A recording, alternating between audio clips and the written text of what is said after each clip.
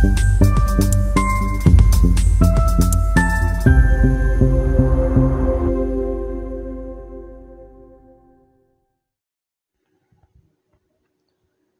कुछ दिनों से हो रही बारिश के कारण लोगों के दिलों में डर का माहौल है। महाराष्ट्र के नांदेड़ जिले में बारिश रुकने का नाम ही नहीं ले रही है। कंधार के हड़मंत्रवाड़ी गांव में कल दिनांक 28/8/2025 गुरुवार की रात 3 बजे जमकर बारिश होने लगी और देखते देखते कुछ देर बाद खेतों में बाढ़ आ गई।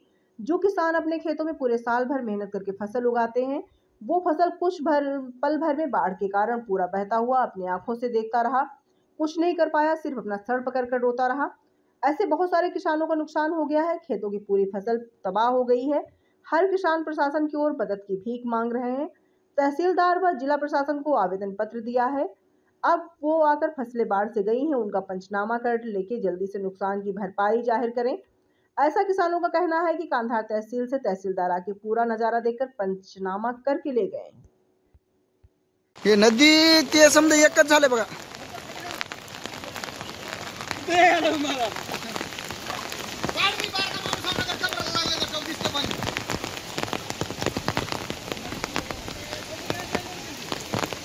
त्या कापसाचं वाटोळ झालं बघा।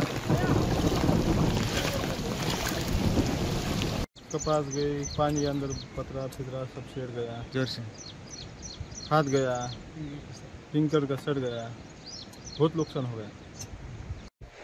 नाव सांगा तुमचं बोला। माझं नाव चंद्रकांत उद्धव बगाडे आहे।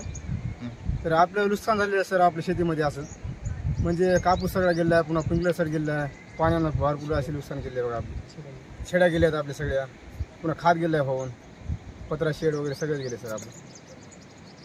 बोलतो आता वैजनाथ उत्तम पवार बोलतो। वावरातून पाणी गेले, स्प्रिंकलर खात शेड समजा होऊन गेले। परिस्थिती बघा कशी झाली परिस्थिती। बोला। नमस्कार, मी पठाण अल्ताफ हुसेन रहीम। हे आमचं शेत आहे, गट नंबर 55/3 मधला।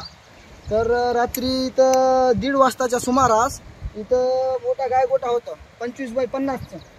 या गायगोट्याची माझ्यापाशी अगोदरची व्हिडिओ आहे आणि गायगोटा पूर्ण काहीतरी वाहून गेलेला आहे। आणि त्या गायगोट्यासोबत एक म्हैस, 4 शेळ्या आणि एक वासरू वाहून गेलेलं आहे इकडं। तर गोरं होतं। तर रात्री आम्ही 2च्या सुमारास बघितलं तर इथं काहीच नव्हतं। ह्या अगोदर त्याची माझी व्हिडिओ आहेत। आणि हे बंधाऱ्याचे कवाड, हे आरती